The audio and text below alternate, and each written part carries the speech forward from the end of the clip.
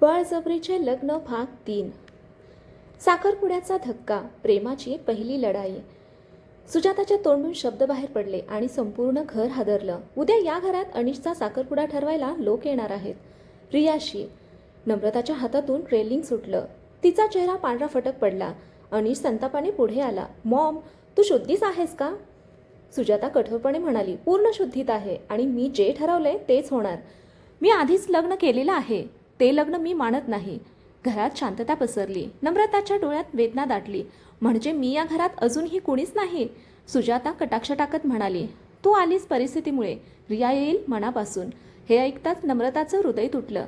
ती काही न बोलता खोलीत निघून गेली. अनिश आईकडे वळला. बस झालं मॉम, तू मर्यादा ओलांडत आहेस. मी तुझ्यासाठी योग्य निर्णय घेते. नाही, माझं आयुष्य उद्ध्वस्त करते. त्या मुलीमुळे तू बदललायस. अनिश ठाम आवाजात म्हणाला. हो, आणि पहिल्यांदाच योग्य दिशेने बदललो आहे. सुजाता स्तब्ध झाली.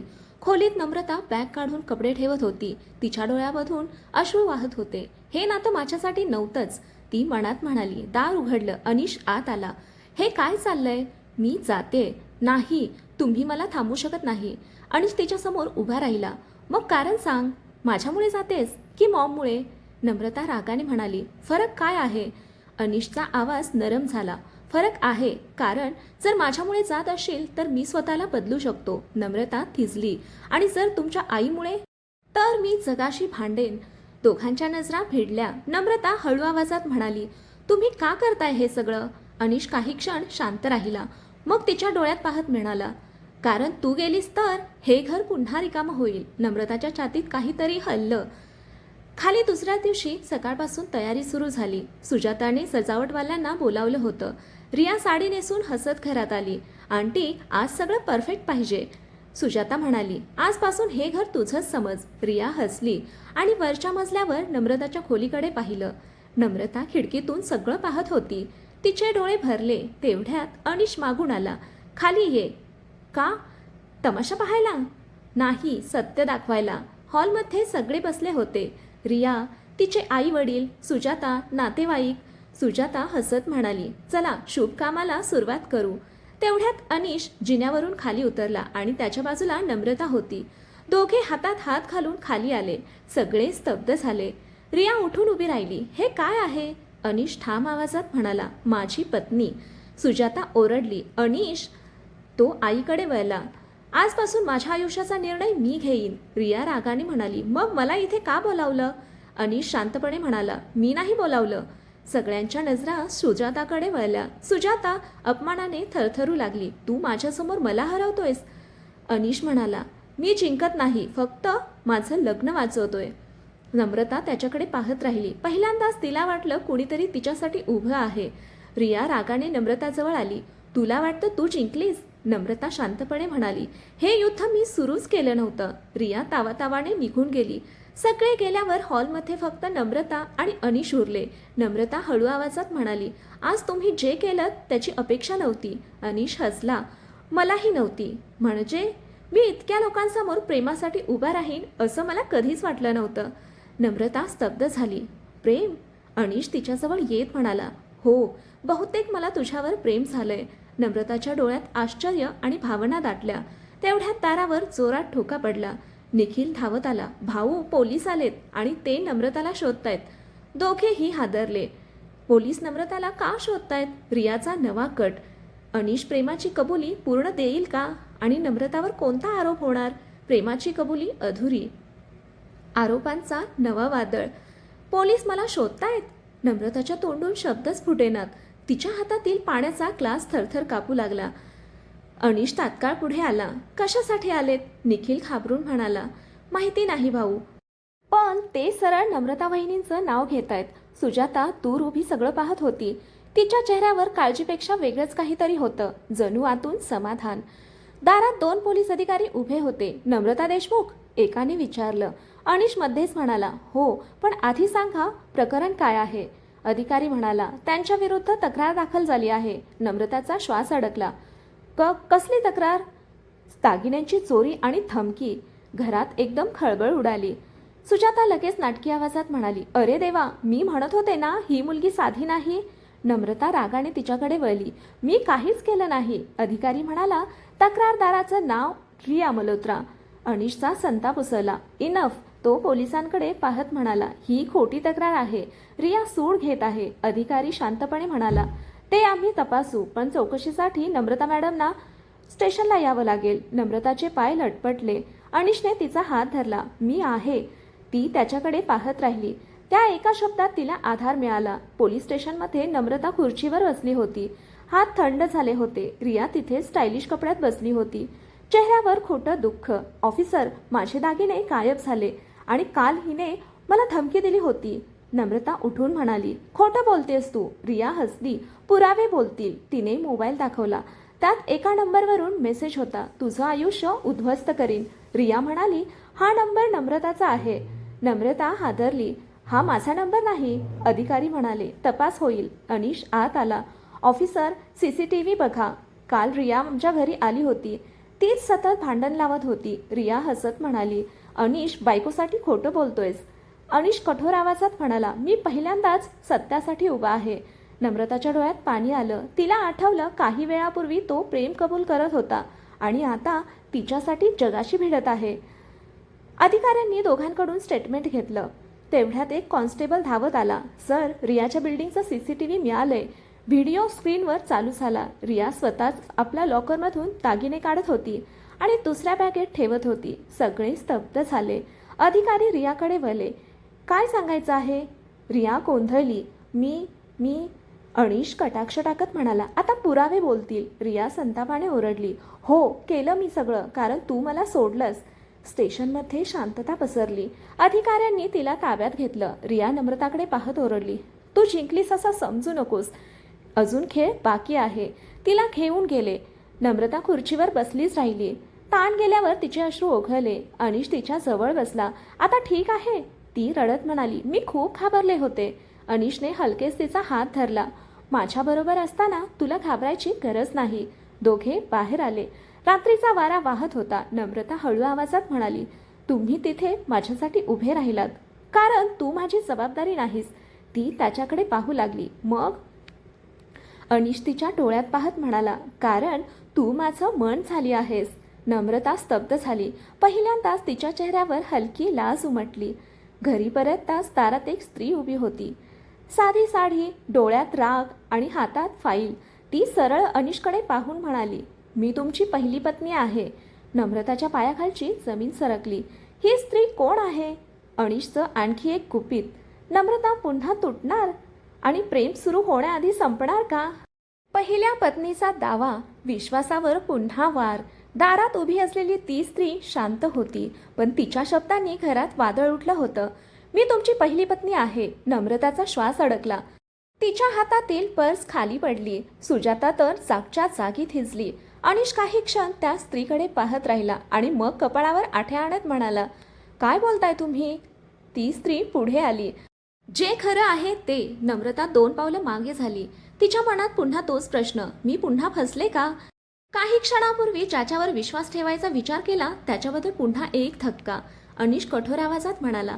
मला ओळखतही नाही आणि थेट असं बोलताय? ती स्त्री शांतपणे म्हणाली. ओळखते, कॉलेजपासून. अनिश गोंधळला. तुम्ही? मी कविता. तो काही क्षण विचारात पडला. कविता? निखिल हळू आवाजात म्हणाला. भाऊ, ही कोण? अनिशने मान हलवली. मला आठवत नाही. कविता कटू हसली. पुरुषांना आठवणी विसरायला वेळ लागत नाही. तिने फाईल उघडली. हे बघा. तिने काही कागद बाहेर काढले. त्यात मंदिरातील फोटो, काही साक्षीदारांच्या सहीच्या प्रती आणि लग्नासारखा दिसणारा एक फोटो होता. नम्रताच्या डोळ्यात पाणी आलं. हे खरं आहे? अनिशने फोटो हातात घेतला आणि काही क्षण शांत राहिला. हा फोटो खरा आहे, पण कथा खोटी आहे. सगळे स्तब्ध झाले. कविता रागाने म्हणाली. खोटी? अनिश म्हणाला. हा आमच्या कॉलेजच्या नाटकाचा फोटो आहे. निखिल हसू आवरत म्हणाला. नाटक? अनिश पुढे म्हणाला. फायनल इयरमध्ये आम्ही लग्नविषयक सामाजिक नाटक केलं होतं. मी वर होतो आणि ही वधू. नम्रता स्तब्ध झाली. कविता चिडून म्हणाली. मग हे सहीचे कागद? अनिशने पाहिले. हे प्रॉप्स होते, कॉलेज प्रोजेक्टसाठी. नम्रताच्या चेहऱ्यावर हलकी सुटका दिसली, पण प्रश्न अजूनही होता. मग ही इथे का आली? कविताने अचानक अश्रू ढाळले. कारण मला पैशांची गरज आहे. घरात शांतता पसरली. ती खुर्चीवर बसली. माझा नवरा मला सोडून गेला. मुलगी आजारी आहे. कुणीतरी सांगितलं की अनिश मोठ्या घरातला आहे, मदत करेल. सुजाता संतापली. म्हणून आमच्या घरात येऊन खोटं बोलायचं? कविता रडत म्हणाली, माफ करा, दुसरा मार्ग नव्हता. नम्रताचं मन मऊ झालं. ती तिच्याजवळ बसली. मुलगी किती वर्षाची आहे? 6. काय झालंय तिला? हृदयाचं ऑपरेशन आहे. नम्रताच्या डोळ्यात पाणी आलं. अनिशने शांतपणे फाईल घेतली. खोटं बोलणं चुकीचं आहे, पण जर मुलीसाठी खरंच मदत हवी असेल तर मी करीन. कविता त्याच्याकडे पाहत रडू लागली. तुम्ही अजूनही तसेच आहात. नम्रता अनिशकडे पाहत राहिली. हा माणूस प्रत्येक धक्क्यानंतरही इतका शांत कसा? सुजाता नाराज झाली. घरात येणारा प्रत्येक जण नाटक करेल आणि तू पैसे वाटशील? अनिश ठाम आवाजात म्हणाला. गरजूला मदत करणं नाटक नाही. नम्रताच्या मनात त्याच्याबद्दलचा आदर वाढू लागला. कविता निघून गेली. घरात पुन्हा शांतता झाली. नम्रता वरच्या खोलीत गेली. ती खिडकीजवळ उभी राहिली. अनिश आत आला. आज पुन्हा माझ्यावर संशय आला ना? नम्रता गप्प राहिली. तो हसला. यात तुझी चूक नाही. ती हळू आवाजात म्हणाली. मी प्रयत्न करते, पण प्रत्येक वेळी काहीतरी घडतं. अनिश तिच्या जवळ आला. मग एक काम कर. काय? इतरांवर नाही, फक्त माझ्या डोळ्यांवर विश्वास ठेव. दोघांच्या नजरा भिडल्या. नम्रताचं हृदय जोरात धडधडू लागलं. तेवढ्यात खाली मोठा आवाज आला. निखिल ओरडत होता, भाऊ, बाबांना काहीतरी झालंय. दोघे धावत खाली आले. अनिशचे वडील छाती धरून खाली कोसळले होते. सुजाता घाबरून रडत होती. नम्रता थिजली. अनिश ओरडला, डॅड. अनिशच्या वडिलांना काय झालं? घरावर नवं संकट कोसळणार. नम्रता यावेळी कुटुंबाला साथ देईल का? आणि अनिशच्या प्रेमाला नवं वळण मिळेल का? जीवाची लढाई, नात्यांना नवं वळण. अनिशचे वडील जमिनीवर पडले होते. छाती धरून ते तडफडत होते. सुजाता रडत ओरडत होती, कोणी ॲम्ब्युलन्सला फोन करा. निखिल घाबरून मोबाईल हातात घेऊन थरथरत उभा होता. नम्रता क्षणभर थिजली, पण लगेच स्वतःला सावरलं. निखिल 108ला फोन कर. अनिश त्यांना सरळ झोपवा. आंटी पाणी आणू नका. शांत बसा. सगळे तिच्याकडे पाहू लागले. त्या क्षणी ती घरातली सून नव्हती, संकटात उभी राहिलेली आधारवड होती. अनिशने वडिलांचा हात धरला. डॅड, डोळे उघडा. वडिलांचा श्वास वेगाने चालू होता. नम्रताने उशी काढून बाजूला ठेवली. त्यांना हवा लागू द्या. सुजाता रडत म्हणाली, माझं काही सुचत नाही. नम्रताने तिचा हात धरला. काही होणार नाही, धीर धरा. सुजाता पहिल्यांदाच तिच्याकडे वेगळ्या नजरेने पाहत होती. रुग्णवाहिका आली. सगळे हॉस्पिटलमध्ये पोहोचले. वडिलांना डॉक्टरांनी आत घेतलं. बाहेर प्रतीक्षालयात सगळे बसले होते. अनिश पुन्हा हातांनी डोकं धरून बसला होता. नम्रता शांतपणे त्यांच्या बाजूला बसली. काही होणार नाही. अनिशच्या डोळ्यात पाणी आलं. मी त्यांच्याशी अनेक दिवस नीट बोललो नाही. रागात होतो. राग असतो, पण नातं संपत नाही. काही वेळाने डॉक्टर बाहेर आले. माइल्ड हार्ट अटॅक आहे. वेळेत आणलं म्हणून धोका टळला. सगळ्यांनी सुटकेचा निश्वास सोडला. सुजाता रडत बसली. देवाचे लाख लाख आभार. डॉक्टर पुढे म्हणाले, पण यांना ताण अजिबात नको. घरात शांत वातावरण ठेवा. सुजाता मान खाली घालून बसली. तिला स्वतःच्या वागण्याची जाणीव होत होती. रात्री उशिरा अनिश हॉस्पिटलच्या कॉरिडॉरमध्ये एकटा उभा होता.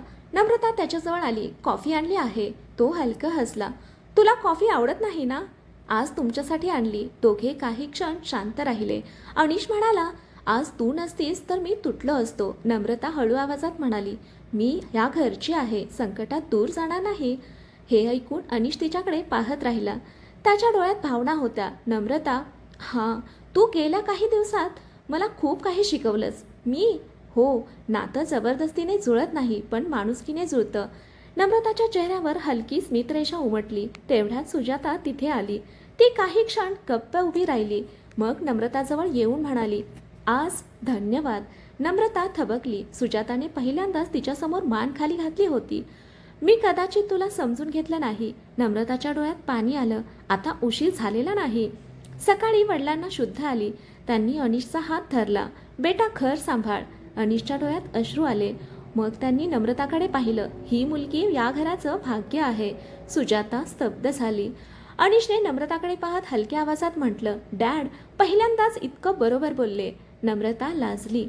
घरी परतल्यावर वातावरण थोडं बदललं होतं. सुजाता पहिल्यांदाच नम्रताला म्हणाली, तू थकली असशील, जरा आराम कर.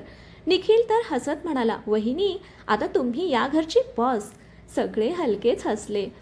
रात्री बाल्कनीत नम्रता उभी होती. अनिश तिच्या बाजूला आला. आज तुला एक गोष्ट सांगायची होती. काय? मी जेव्हा म्हणालो होतो ना बहुतेक प्रेम झालंय, नम्रताचं हृदय जोरात धडधडलं. तर अनिश तिच्या डोळ्यात पाहत म्हणाला, बहुतेक नाही, नक्की झालंय. नम्रता स्तब्ध झाली. तिच्या चेहऱ्यावर लाज, आनंद आणि भीती सगळंच एकत्र उमटलं. तेवढ्यात खाली गेटजवळ एक काळी कार थांबली. त्यातून सूट घातलेला एक माणूस उतरला. तो घरात शिरताच म्हणाला, अनिश, जुनं कर्ज फेडायची वेळ आली आहे. अनिशचा चेहरा पांढरा पडला. नम्रता हादरली. भाग 4 मध्ये हा माणूस कोण? अनिशचं कोणतं जुनं कर्ज आहे? प्रेमाची कबुली संकटात अडकणार का? आणि नम्रता पुन्हा धक्क्यात जाणार का? हे पाहू पुढील भागामध्ये. कथा आवडली असेल तर कथेला लाईक करा, शेअर करा, कमेंट करा आणि आपल्या चॅनेलला सबस्क्राईब करा. कथा वाचल्याबद्दल, ऐकल्याबद्दल धन्यवाद.